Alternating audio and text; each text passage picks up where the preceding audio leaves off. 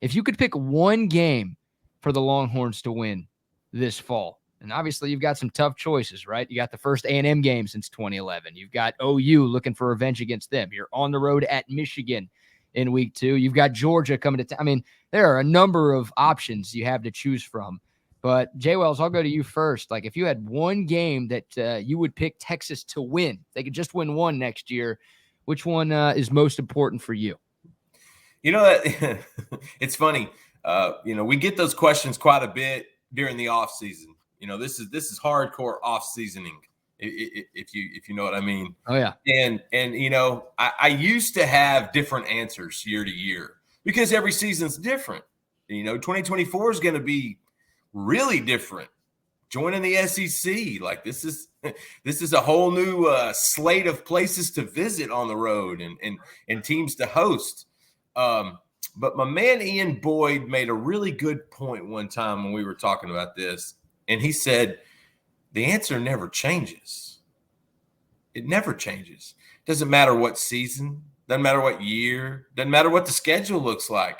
The answer never changes. And he's right. It's OU. There's nothing more important. Doesn't matter who they're playing. They've got the reigning national champion week 2. It's not Michigan.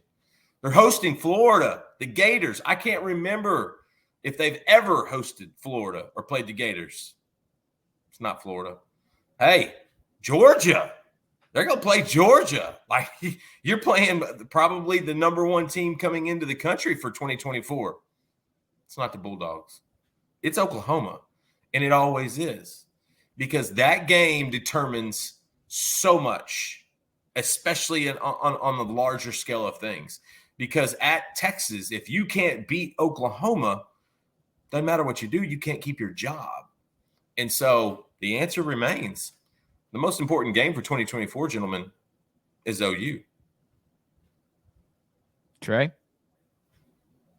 So the guaranteed win doesn't guarantee a loss someplace else, correct? It's just the one guaranteed win on the schedule? Yeah, this is not, if Texas goes 1-11, who do you want the one to be against? This is if you just had to pick one that you could for sure call a W right now on February 5th, what would it be? Just making sure we're not working against any other metaphysical forces here. I'm going Georgia, guys, because if you beat Georgia, who is the best team on the schedule, they will be the best team on the schedule as we work our way through the 2024 season.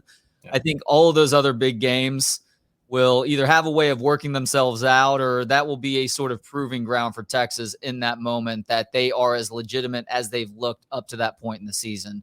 Michigan's going to be down next year. They are losing a lot of guys on both sides of the ball, especially offense. And then obviously losing Harbaugh is a big deal too. The Oklahoma game is always tough, but if you can beat Georgia, then I would imagine not only are you going to find your way into that expanded college football playoff at the end of the season, you may have that first round bye to go with too. Yeah. Interesting thought. I mean, Georgia, guys, listen, that you're not going to hear me argue a whole lot. I mean, listen, Kirby Smart, I feel like Kirby Smart for the last couple of years had been selling those guys on, hey, they're all against us.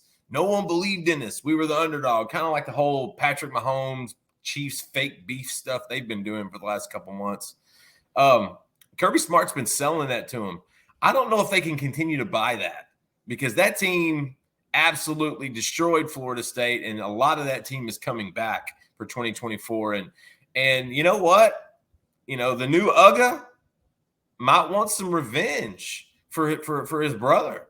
Bevo almost handed it to him in 2018 in the Sugar Bowl, and God rest his soul. That most recent Uga had passed away, I believe, and so now the new one, he's trying to keep it together for his kinfolk. He wants to get some revenge. They want to make sure they beat Texas, but it's Oklahoma, gentlemen. You beat the Sooners. That is bragging rights for a year. You beat the Sooners. I'm with Ian, man. I got to trust my man, Mr. Boyd. There is not a bigger win year to year on the schedule than the Oklahoma Sooners. What do you think, BK? I think you can make a strong case for both of those. A lot of people, Bucky and I talked about this last week, and I think the majority of response we got was for A&M. just because it's the first matchup between the two sides in the last 13 years, right? And, it's your first year in the conference. You want to stick it to them and shut them up. And obviously you recruit against A&M like you do against Oklahoma. So even Jason right here is like, yeah, every other year I'd pick OU, but this season it has to be A&M. Like, I think just people are so ready to take it out on little brother again that that's the one I think people want more than any other. Hey, listen, in this coming season, I have no problem with people selecting Texas A&M. None. Especially in my household, where I grew up, 70% of my family, went to Texas A&M. And so, the holidays are always a blast. But the one thing you have to understand about A&M is that with Oklahoma, you know where you are. You know where you stand. You know where the marks are, because Oklahoma's been a perennial conference champion. Oklahoma's been to multiple college football playoffs. You're going to know yourself a lot better after a game at the Red River Shootout. You guys have both been there. It's the most intensive game in any realm, top to bottom, in college sports. Like, it is a fist fight. And so that's why I have them over A&M, because A&M hasn't done anything. They've been in the SEC for well over a decade. I think they played Georgia once. They haven't finished high in any of those conference, in any of their division, more than second or third, maybe more than once. And so if A&M had won games, if A&M had been, a pretty good team, if A&M had been a decent program, I'm 100%. Yeah, that's a game we should also 1A, 1B sort of thing. But a win over A&M is great in state, but it doesn't do anything for you nationally. It doesn't do anything for you in the bigger picture because they don't win. And so with Oklahoma, when you beat Oklahoma, you're beating a team that is religiously winning the Big 12 and going to the playoff. I think the correct answer is whatever the hardest game is on the schedule. And the two hardest games on the schedule as it stands right now are Oklahoma and Georgia. But I understand why plenty of people would want to beat A&M that first time back too. I just think absolutely A&M is going to be a little bit down this next year. Not to say Mike Elko can't turn things around, because he is a good coach and people may be sleeping on him a little bit. I'm still leery that that's going to be a good fit in College Station. There were a lot of Aggies clamoring for Ryan Day, and the Elko hire felt like a letdown to a lot of folks who root for A&M. But the hardest games on the schedule right now, Michigan included, by the way, are Oklahoma and Georgia. Yeah. And don't forget, Michigan, obviously, but they're losing a lot of guys. They're losing a ton of guys. And so, and with A&M also, don't forget, Texas left a sour taste in their mouth, specifically Justin Tucker, the last time they played. So you're going to get an absolute Super Bowl from that team. Like, they're going to play like they're Popeye, eating spinach right before kickoff. Like, they're going to play so far over their heads, it won't look like the Aggies. Even the A&M fans are going to be surprised. They'll look around and go, "My God, who is this? Whoa!" And so you're going to get one hell of an effort from from College Station when they get together in November. And I am as eager to see that game as any other game. I want to see Texas and Texas A&M more than I want to see any other game next year. I grew up with that game. I love that game. But my answer remains the Sooners. Yeah. My answer, by the way, guys, is Colorado State, because I hate Jay Norvell. So I really want to win that game. Yeah, I'm kidding. I have no beef with Jay. And, geez, what did Jay do to you? Oh, his time as an interim OC did not go well. All right. And I'm still upset about it. Okay. Wasn't he responsible, though, for the single most yardage output, like his first game calling plays? Gerard Hurd against California at home. Didn't Hurd go for like 350, something like that, individually 400 maybe? I mean, the kid did incredible.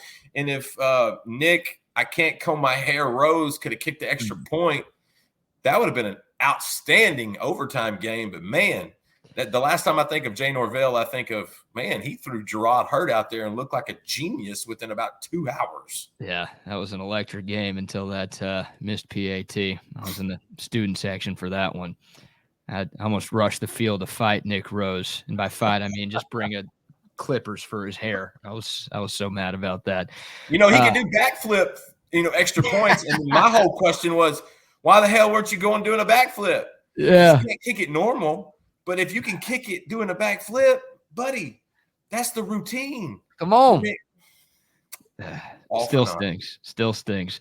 All right, Justin. National Signing Day is on Wednesday, apparently. I mean, it's so different now with the early national signing period in December, and there hasn't been a ton of smoke, at least to my knowledge, but you're as tied in as anybody when it comes to Texas recruiting. Is there anything Longhorn fans should be on the lookout for? Any potential surprises, or does it feel like this class is what it is at this point? No. Class is done. Class is in session. They're one of those professors that if you're a minute late, they lock the door. Remember, they'd lock the door on you? It's like, oh, hell. So I got to go back to my apartment and go back and take a good nap. Oh, it's just terrible. No, this class is locked and loaded. They're in. 80% are already prepping for their first and second tests on campus. Wow. They've been in workouts for over 2 weeks. Like this thing was wrapped up pretty early. The only remaining guys were Ryan Williams, the wide receiver out of Saraland that reclassified, just dynamic guy. He was going to visit. He didn't. He recommitted to Alabama. That one's done. Auburn might try one more cast at it, but I think that's done. Alex Foster, that big defensive tackle out of Mississippi, he was in the mix. He was looking forward to an in-home from Sark and those guys. But as soon as Bo Davis took the gig at LSU, Foster said, thanks, but no thanks. And they moved on from there. And so, man, it's so weird. That first Wednesday in February was like Christmas. Like, I remember so much of that buildup and the original signing day and how much fun and how exhausting that day can be, but in a great way, because there's just so much going on. And you didn't have to worry about, was he signing early? Was he signing late? Was he flipping? Was he taking another visit? Like, man, there were so many things that went into it. Granted, mid-December does have a lot of that vibe, at least from my standpoint. It does, especially when Texas signs mostly early enrollees that are going to be on campus within a month. But, I'm a little sad because I used to look forward to it. And this year, it's like, hey, National Signing Day's here. What's the content? Well, Texas signed everybody already. Everybody's doing their thing. I think there's 4 or 5 guys that didn't sign that are finishing out their senior year, guys like Melvin Hills and Santana Wilson. And so it's kind of anticlimactic. There's just not a whole lot to it yet. So I hate to put water on it, but man, there's just nothing there. And you know what? That tells you Sark and those guys, they handle business when they needed to. There's nothing wrong with grabbing guys in the last cycle, especially when it seems like there's always a handful of elites that decide to wait. And what's funny is if you talk to those guys a lot of times, I remember they would tell you, man, I don't know if I'm going to sign in February. I might wait. I might take it to March. There's some recruitments where guys were taking it to April, in May. And Sark's like, hell no. That dog don't hunt. We're going to sign early. You're going to enroll early, and you're going to go through spring ball. That way we know exactly what you are and what we're going to have going into 2024. So nothing big's happening, fellas. I still come to InsideTexas.com. We're still going to have a ton of stuff from the recruiting side and from the team side. But as for signing day 2024, I think that door's closed. Yeah, as a matter of fact, y'all gave an update on how offseason workouts are going. So what are some nuggets based on how Torrey Becton has these guys doing their strength and conditioning training over the last month or so? Yeah, it's always fun to catch up with sources when new guys get on campus. I love it. I'm a big new numbers guy. Who's going to wear the numbers? What numbers they wear? I for whatever reason, even as a kid, I always liked that. And people think, well, there's not a whole lot to glean from the underwear Olympics so far. Early morning workouts, weightlifting daily. They do it within pods, which is essentially position by position mostly. And then the younger guys it takes them a little while before they go up to the varsity, so to speak. It's usually the freshmen. But, catching up with a couple people, there's a couple guys that have turned some heads a little bit. One of them is Savea. the defensive tackle transfer out of Arizona. I've had a couple people tell me that guy is legit, but we knew he was good, but he has this mindset. He's very businesslike. He's intense. A weight session is a rep. It's intense. I think he's playing up for his de facto contract year this year. I think he'd like to go to the NFL draft after this season. And if he puts together a good year, we've seen that defensive tackle room get drafted rapidly over the last 2 seasons. And we're going to see 2 more picked relatively early when it comes to April from that room. And so Savea, that's a guy that people were wondering, how do you replace Sweat and Murphy? Well, I don't know if you can replace 900 pounds, but you can do it in the aggregate, Moneyball style. And I think Savea is going to be a guy that really helps out and turns heads. Andrew Makuba has major leadership skills, guys. That guy is just pure professional. He knows what he wants to accomplish. He's back home. He's happy. Even more so, he's got buddies he grew up with on this team. Jahdae Barron and Michael Taft, guys from the Syntex that have known each other a long time. And so it's kind of like somewhat of a homecoming for Makuba. And I think that's big, because he's a guy that we had penciled in as playing nickel. And then when Barron decided to come back, now you've got a little bit of some riches there. Now you're going to put Makuba back you'll put him at field safety, and then you're going to see, Derek Williams and those guys battle for the other spot. And so I think Makuba's one that people need to know. Trevor Gooseby, everybody talks about big humans on the offensive line, especially Kelvin Banks, Cam Williams, DJ Campbell, those guys. Trevor Gooseby doesn't get mentioned enough. That guy is an outstanding athlete, and he has progressed to the point that he can be a valuable left tackle in this system. Give him another year. And so I like his progress. And I'll give you one freshman, Brandon Baker. I'm told that he needs to put on some weight, needs to add some strength. That's natural. I don't know any incoming freshmen that don't need to do both. So that's pretty simplistic. But apparently he is a better athlete than they were anticipating. And he looks the part. He looks like $1 million. And so this is a guy that I think might surprise some people in that first year. And I can't wait to see spring ball. I can't wait to hear about practice reports and in the orange-white scrimmage, because we're going to see all these new portal guys. The wide receiver room is brand. I mean, you couldn't have put up a new coat of paint. Like, that room looks different. And who's going to be the man coming out of there? Is it Matthew Golden? Is it Isaiah Bond? How much is Silas Bolden going to contribute? You got Isaiah Bond right now. He's probably the fastest receiver on the team. He's clocked at 22 miles an hour. And then you got freshman Ryan Wingo, about 6'2", 205, 210. He's clocked at 21 miles an hour. And so even though there's not a whole lot going on, if you dig right and you ask the right questions, you can find out some fun stuff about what this 2024 team is going to be. It looks like Quinn Ewers is trying to take that mantle of being that real vocal leader.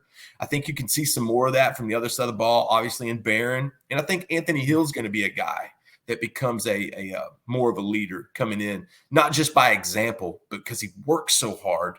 And listen, when one of your best players is one of your hardest workers, that's how leadership happens. I like that. What was Arch Manning clocked at? Like 45 miles an hour last year, I think. That sound right? Yeah, but that was in a school zone, and so he got a ticket. It couldn't be identified because he had lost his ID. Yeah. But, what's funny, Kellner? Arch is deceptively athletic. Like, I watched him a ton in person in high school, and you should watch him on the basketball court. Him and Will Randall, they won the state championship in basketball their junior year. They can do some stuff on the court. And Arch has some athleticism. It's sneaky. You don't expect it because you didn't see Eli Manning taking off out of the pocket. I don't know if Peyton Manning ever ran out of the pocket, besides being chased. Archie was that dual threat. And I wouldn't put Arch in the dual threat category so much, but he made a play during one of the scrimmages last August where he was leaving people, and he also made another play in the orange-white scrimmage last year in April in the spring game that had people shaking their heads. 6'4", 225, 230, and you can move like that. Yeah. Arch Manning, he long as he can keep his ID, I think he'll be all right. A mobile Manning. Last thing for me, Jay Wells, since you brought up the number conversation, and I'm with you on that. I care about what numbers get assigned to the new freshman class whenever they get to campus, and obviously the transfers too. So I'm going to ask you, the big deal, those single-digit numbers. That's what everybody wants. And whenever I see somebody be given a single-digit number, I assume that they are going to be a stud. So of the guys that Texas brought in, transfers and freshman recruits in this class of 2024, who could be those single-digit guys, or maybe the coaches are like, oh, no, those guys are worthy of getting one of those prime numbers? Colin Simmons. Colin Simmons better get a single digit. If Colin Simmons doesn't, it's because he chose not to. And I think he would look pretty good, actually. I think Gavin Holmes has number 9.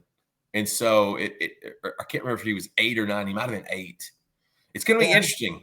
Brooks Colin was Simmons 8. Brooks was 8. Gavin Holmes was 9. That's right. So, yeah, Simmons may have to do some negotiating. Kind of like Quinn Ewers did with Jatavian Sanders when he came on campus. Jatavian was wearing number 3, and Quinn had his pretty eyes on that one. Colin Simmons is a guy I think would deserve that. Xavier Folsame, I think, is a guy that could be a single-digit guy. Kobe Black, I think, is a guy that could be a single-digit guy. Ryan Wingo could definitely be a single-digit guy. I'd be surprised if he's not.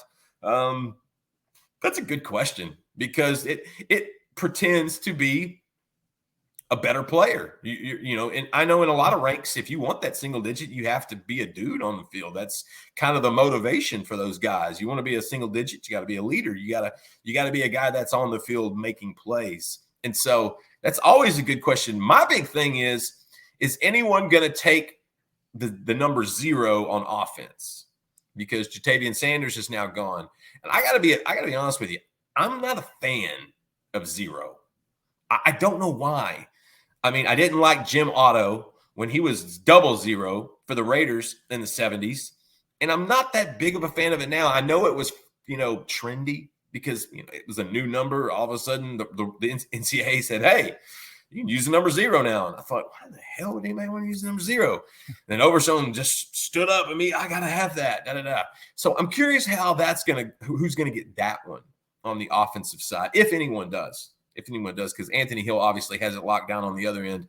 But those are some of the freshmen that I think are going to be worthy of getting in that conversation and having that single digit. And also, don't forget, you got 8 portal guys? Yeah. So, and you have 3 receivers, and receivers love a single digit number like they love targets in games. Like that's part of their MO. And so that's a good question. I'm eager to see once these things get distributed.